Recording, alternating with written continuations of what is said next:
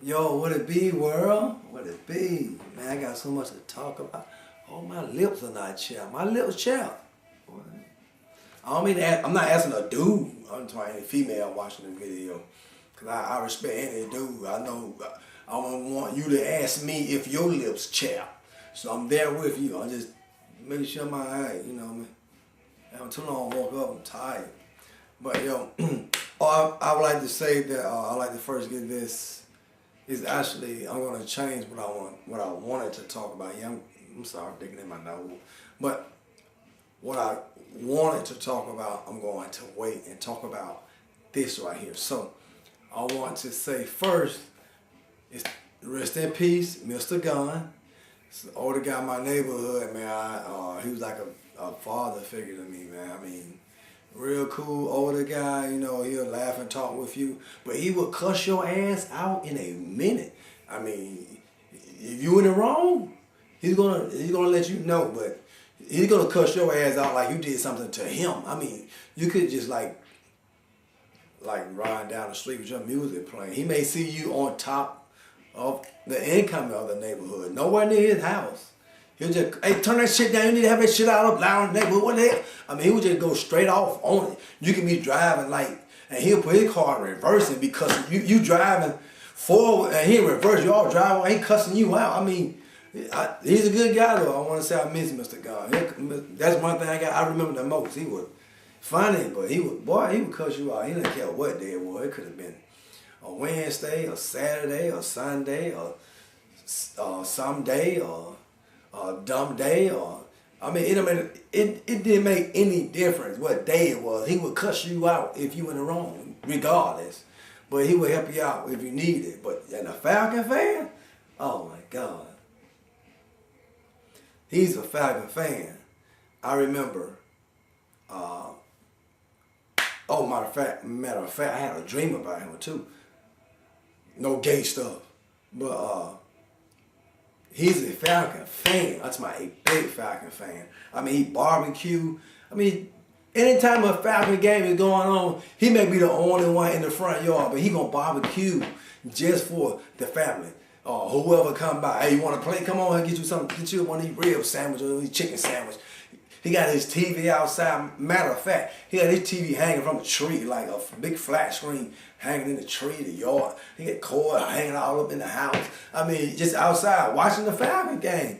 But I remember walking by the house one day, and I said, "How you doing, Mr. Gunn?" He spoke back, and this was like a week before he had passed, and we were talking about the Falcon and everything earlier. But I told him, I asked him how he was doing. He said he was doing good, but I said, you know, the Falcons not going to win a game unless they play the Boy Scouts.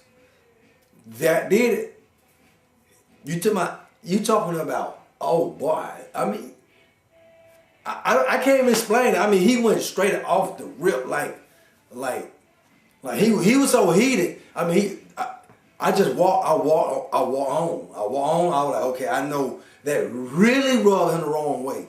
But I saw him like a couple of days after that. He didn't speak to me, but he just gave me that mud, like, yeah, I gotta have words with you about the Falcons. So, you know, I didn't say anything. So then he had passed, so I really didn't have a chance to say nothing to him about that. But I ended up having a dream about Mr. Gunn. It was funny because I was walking to the bus stop, and he turned into the neighborhood. When he turned inside of the neighborhood, he looked at me, and I looked back at him, and he said, "Hey, you want to ride?" I'm like, "No, I'm good." But he had this look like, "I'm going to take you to the train station, but I'm going to cut your ass out before you get there.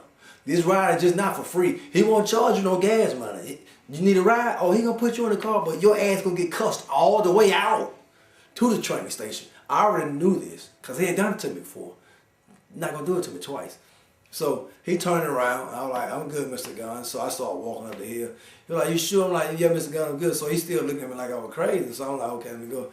Then he said, "You know, I want to have a talk with you about them Falcons." I was like, "Okay, Mr. Gunn, well, right now I really don't have the time." He said, "Oh, you got goddamn time. I'll give you a ride to the train station." So I was like, "No, Mr. Gunn, I'm good." So in my dream, he had this look like Well, before that, I mean, but he had put like it seemed like I don't know what happened because when he gave me this look like I want to have words with you, seemed like the little flag that people put on they cars and stuff. They can close that door. I guess it sticks on the side or whatever. Out of nowhere, he's driving. All of a sudden, I'm trying to Falcon flag just. I'm trying to just pop out of nowhere. I'm trying the whole vehicle turned into like the whole Falcon color. I mean everything. Matter of fact, it had Steve Barkowski on the side of it, the old Falcon quarterback way back in the day. I just realized who he was, but he had that on his car and on the side of the PT Cruiser. But so I started running up the hill. As I'm running up the hill, he's driving right like on the side of me, like just riding, and then I started feeling like he's starting to stalk me. So he just looking at me saying, I need to have words with you about the Falcon. So I'm still running up the hill or whatever. All of a sudden, it said, no lie, I'm running. All of a sudden, now, he jumped out of his vehicle, running on the side of me. But his door to his PT Cruiser is still going. Now, I have to tell you this. When you in my neighborhood and you leave, you make a left or a right, you're going to make some curves. Leaving, no.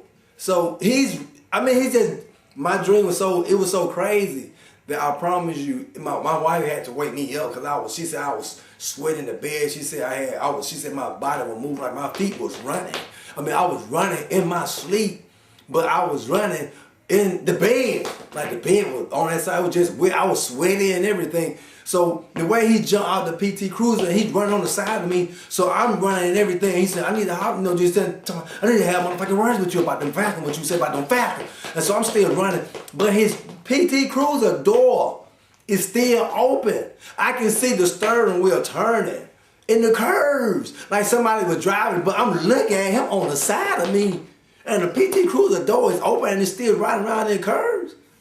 That right there was too much for me.